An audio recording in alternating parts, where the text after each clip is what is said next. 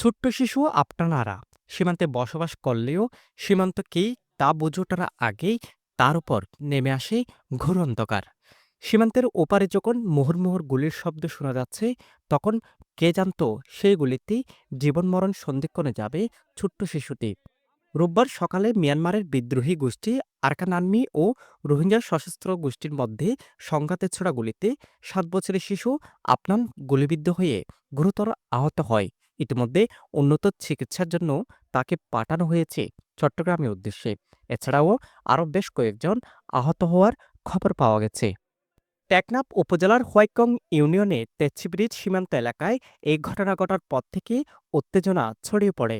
বিষয়টি নিশ্চিত করেছেন হোয়াইকং পুলিশ ফাঁড়ির ইনচার্জ খোকনচন্দ্র রুদ্র। পুলিশ সূত্রে জানা গেছে, আজ সকালে টেকনাফ হোয়াইকং ইউনিয়নে তেচ্ছি ব্রিজ এলাকা সীমান্তের ওপারে মিয়ানমারের অভ্যন্তরে বিদ্রোহী গোষ্ঠী আরকান আর্মি ও রোহিঙ্গা সশস্ত্র গোষ্ঠীর মধ্যে তীব্র সংঘাতের ঘটনা ঘটে। এতে দুপক্ষের অন্তত ঘণ্টাব্যাপী গোলাগুলি হয়। শব্দ এগুলা যখন আমরা ঘুম থেকে উঠে ঘুমাইতে পারি নাই, সকাল থেকে এখানে এসে দেখি মানে অনেকগুলার কুসামশা এখানে পড়ে আছে। তাহলে দেখতেছি এখান থেকে সকালে কতগুলো আরসার বাহিনীর মানে এই রুট দিয়ে আইছে, এরা পালাইয়া যখন আইছে এরা প্রায় 30 থেকে 35 জন মতো হবে। তা এদেরকে বিজিবি আটকায় নাই, যদি আটকায় দিত না এদেরকে গুলি এখানে যখন আমরা যখন পজিশনে ছিলাম আমাদের পর্যন্ত গুলি করতেছে। সকাল থেকে দেখতেছি গোলাগুলি বেশি গোলাগুলি হচ্ছে, আমরা ঠিকভাবে নিরাপত্তাভাবে থাকতে পারছি না। রোহিঙ্গা বিজিবি কিছু আটকা নেই, বিজিবির কারণে এতটুকু রিস্ক হয়ে গেছে আর কি। এক পর্যায়ে রোহিঙ্গা সশস্ত্র গোষ্ঠীর সদস্যরা সীমান্তের শূন্যরেখার দিকে পিছু হটে অবস্থান নেয়। এরপর সকাল ৯টায় আবারও উভয় পক্ষের মধ্যে তীব্র সংঘাতের ঘটনা ঘটে। এ সময় মিয়ানমারের দিক থেকে ছোড়া গুলি টেকনাফ সীমান্তের এক বসতঘরে আঘাত হানে। এখানে জনগণ থাকতে পারে না,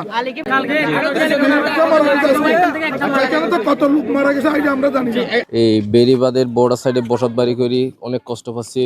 অনেক সময় এখানে গুলি আসা পড়ে। আমাদের বাসায় শুধু থাকা যাচ্ছে না, আমরা সীমান্তবর্তী এলাকা তো এখানে ওদের বিদ্রোহী পার্টি, আর যতটুকু জানি ওদের বিদ্রোহী পার্টি আর আরকান আর্মির সাথে একটা গোলাগুলি হচ্ছে।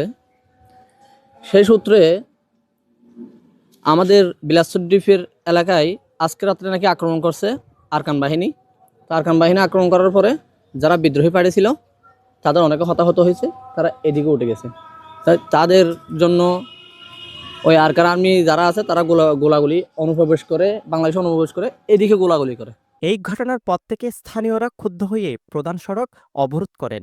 পরিস্থিতি নিয়ন্ত্রণে আনতে পুলিশ, এপিবিএন, বিজিবির পাশাপাশি সেনাবাহিনী মাঠে নামে।